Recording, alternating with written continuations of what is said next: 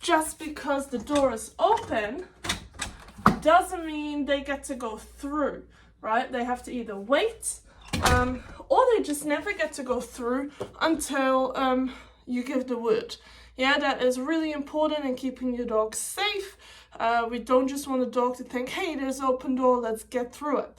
So what I'm going to do is I'm going to show you first with my dogs in like 3 easy steps, because this is actually super easy to teach. And after that, I'm going to show you with a dachshund and a toy cavoodle who are only 7 months old, and I'm teaching it all the way from scratch, and you see all the little training steps. So stick around, hit like, subscribe and comment, and I hope it's helpful. Please do not do this without a leash on. That's just asking for problems, right? And you need some treats. Every door opens in like an arch, right? Like this shape. So I'm basically I'm going to show my dog with body pressure that he's not allowed to come in this half circle or quarter circle without my permission, and I'm going to do that with body pressure, like what I'm doing right now. Yeah, so that's all you're going to do. You're going to have your dog on lead.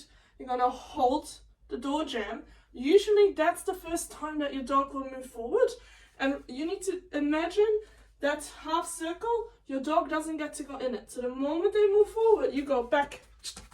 Yeah, you're defending it like a basketball player. So then I open the door. See how he's moving forward? We should not be allowing that. So I get in front of him, back, close the door again. Yeah, so I'm gonna go open the door. No, and I close the door again. Back up. Good.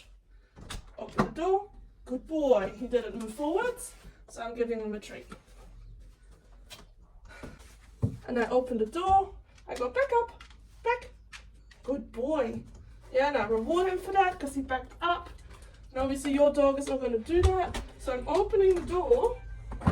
And if he wants to go forward, I'm going to back into him like that. And claim the space. That's the door. Good boy. Right, until the point that I can go outside. And he's just going to wait. I go back in. Good job. And then I go, okay, go. And he's allowed out. Then I come back inside. Good boy, buddy. And I repeat.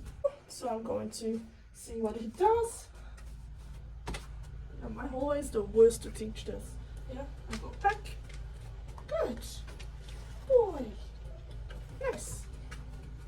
Introducing Charlie and Coco to you. 7-month-old dachshund and toy cavoodle. Clearly with an impulse control problem, rushing gaits. Just when you're in this mindset, you really can't train a dog because they're so over aroused. So in this video I am going to show you my training on how to get them to stop rushing doorways because it's just simply unsafe, and to get them into a working mindset.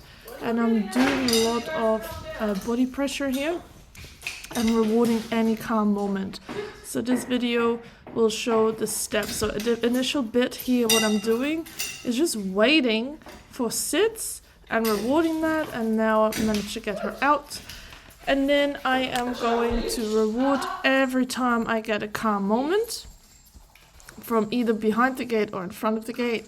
And then once I'm finished with that, I'm going to keep getting them in and out of their pen until they learn to respect that little gate. And it'll be rinse and repeat quite a bit until they're ready for the next step, really. I just want respect. Like the gate kind of opens right in a half circle, and they should not be in that half circle. Now that I have got some calmness, I go inside their pen, and this video is sped up a little bit, and I'm going to really state that claim of that door. Like, they don't get to jump on me, they don't get to rush the door. All they need to do is just be calm, and then good stuff happens. Charlie, come. Coco, no. Sit. So now that we have some control around the baby gate, and the baby gate could be any gate in your house, right? It could be garage door or bedroom door or something like that. We're going to move to the front door. And what I'm doing here is I'm going in teeny tiny baby steps, and I'm basically defending that door like I'm a basketball player, right? So I'm telling him with body pressure, you don't get to come past me until I allow it.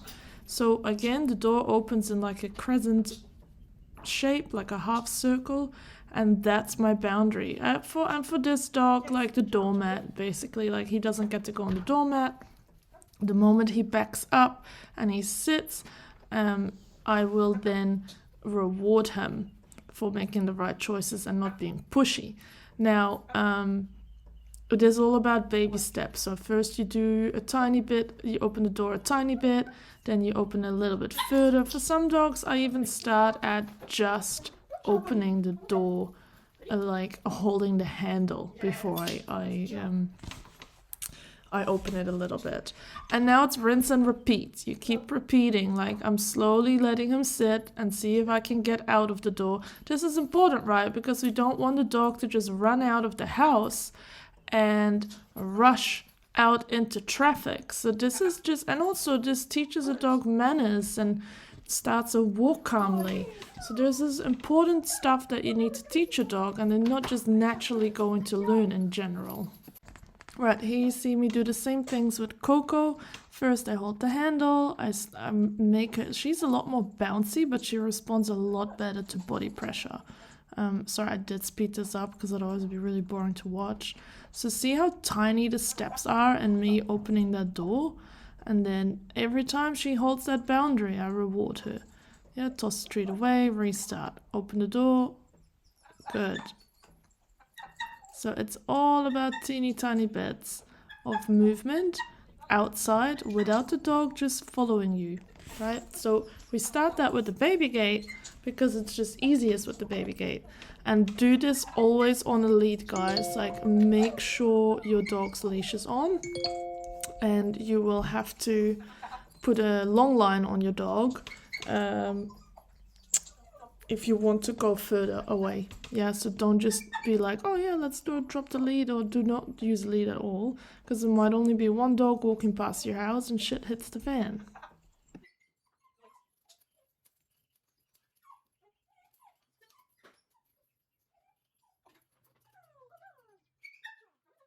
Alright, here I thought I'd show you what it would look like from the dog's perspective. So now that I've had some control with one-on-one, because when you do door manners, always practices with one dog at a time. Now we're working with two dogs. And when I go to the next step for this dogs is two dogs at a time, I always go back to the easier door first. Just because do that with two at the same time, then we're going back to the front door, both on lead, of course. And that's how we practice focus, calmness around doorways. But it also just teaches the dog to respect your space a bit more, right? It's quite rude to just rush past you and go have the zoomies. So, really important skill for everyone to learn. I look forward to hear how you're going. Alright, see you later.